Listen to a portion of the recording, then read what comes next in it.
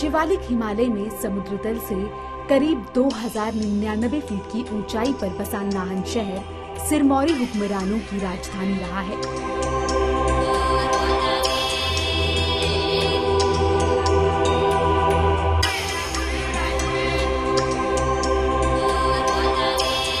यूं तो ऐतिहासिक शहर नाहन में ऐतिहासिक स्थलों की कमी नहीं है, लेकिन ऐतिहासिक चौगान के बिना नाहन का जिक्र बिना मीठे की खीर जैसा है। हिमाचल की धरोहर में आज हम बात करेंगे सैकड़ों सालों से शहर के बीचों बीच बना नाहन के ऐतिहासिक चौगान मैदान की।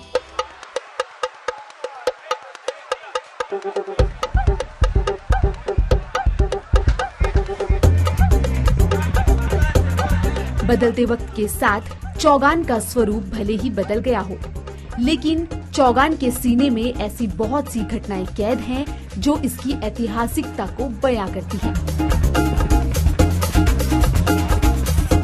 आज के दौर में इन घटनाओं से बहुत से शहरी व खासकर युवा पीढ़ी अभी भी इस चौगान की ऐतिहासिकता से अनजान है।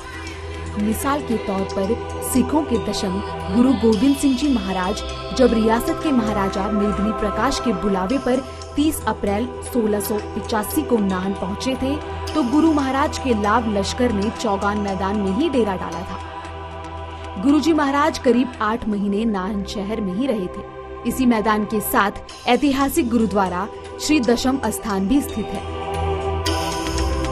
गुरु गोविंद सिंह जी महाराज या बड़े बड़े राजाओं महाराजाओं के आने पर होने वाले भव्य आयोजन हों, इन सब का ये साक्षी रहा है। सिखों के लिए चौगान बहुत महत्व रखता है, क्योंकि जब गुरु गोविंद सिंह जी महाराज तकरीबन 8 महीने 10 दिन जब नाहन की धरती को भाग लगाए, जहां पर उनका गुरुद्वारा दशमेश स्थान नाहन सुशोभित है, तकरीबन साध संगत जी 8 महीने 10 दिन गुरु साहब की जो फौज थी, उन्होंने इसके ऐतिहासिक चौगान नाहन के चौगान के अंदर कैंप लगाकर अपना निवास किया।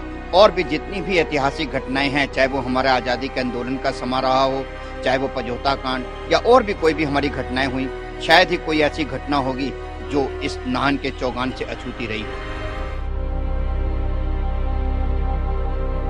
सिरमौर रियासत के अंतिम महाराजा राजेंद्र प्रकाश का 1933 में राजतिलक का गवाह भी चौगान ही बना था। कहते हैं कि राजतिलक का जश्न इतना शानदार था कि राजतिलक के मौके पर डकोटा प्लेन से चौगान के ऊपर फूलों की वर्षा की गई। इसी चौगान मैदान में राजा अपने अपने भारी भरकम हाथियों को लेकर जंग का आयोजन किया करते थे। पोलो और क्रिकेट के शौकीन रॉयल फैमिली के सदस्यों के मैच भी इसी चौगान मैदान में आयोजित किए जाते थे। जो चौगान मैदान है, इसका चौगान का नाम पोलो से पड़ा, जिसको अंग्रेजी में घोड़ों का जो खेल होता है पोलो, और उसको पर्शियन में और उर्दू में उसको चौगान बोलते हैं। राज्य उत्सव होते थे या परेड होती थी या कोई और उत्सव होते थे, उसके लिए रखा गया था। जो भी महत्वपूर्ण इसमें गैदरिंग होती थी और लोग इकट्ठे होते थे, तो इसे मनाया जाता था। और ख़ास करके जब ये फौजें वगैरह एकत्रित होती थी, इससे पहले ये जो आपका कैंटोनमेंट एरिया है, जिसको शमशेरपुर कैंट कहते हैं, वो महाराजा शमशेर प्रकाश के समय में बना। पर उससे पहले जो फौजी वगैरह इकट्ठे होते थे और एक्सरसाइज वगैरह करते थे, वो इसी चौगान मैदान में करते थे।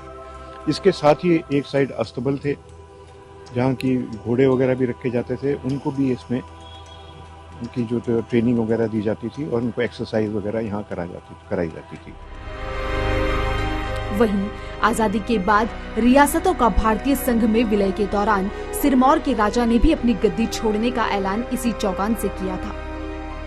यह महाराजा के भाग्य की विडंबना ही थी कि जिस चौगान में 1933 में उनका राज्याभिषेक हुआ, उसी चौगान में महाराजा को 1947 में गद्दी भी छोड़नी पड़ी। ये नाहन का मुख्य प्लेस है। नाहन के अंदर लोगों के लिए शाम को घूमने फिरने से लेके बच्चों का खेलने तक सबका ये केंद्र है। हमारा अनुरोध है कि नगर परिषद जो है इस ऐतिहासिक धरोहर को कृपया करके ध्यान दे, ताकि इसको अच्छे से अच्छे रूप में निखार कर हम आने वाली पीढ़ी तक पहुंचा सकें। आजादी के 73 साल बाद भी ऐतिहासिक चौगान अपना एक अलग मुकाम रखता है। सभी राष्ट्रीय पर्वों का आयोजन यहाँ होता है। कितने ही राष्ट्रीय और अंतर्राष्ट्रीय खिलाड़ी इसी चौगान मैदान में दिए हैं। लेकिन मौजूदा समय में स्थानीय लोग इस मैदान के लिए चिंतित हैं। लिहाजा इस ऐतिहासिक धरोहर के रखरखाव की दिशा में जिला प्रशासन सहित नगर परिषद को उचित कदम उठाने की आवश्यकता है, ताकि इसकी ऐतिहासिकता को बनाए रखा जा सके। Bureau report, ETV Bharat.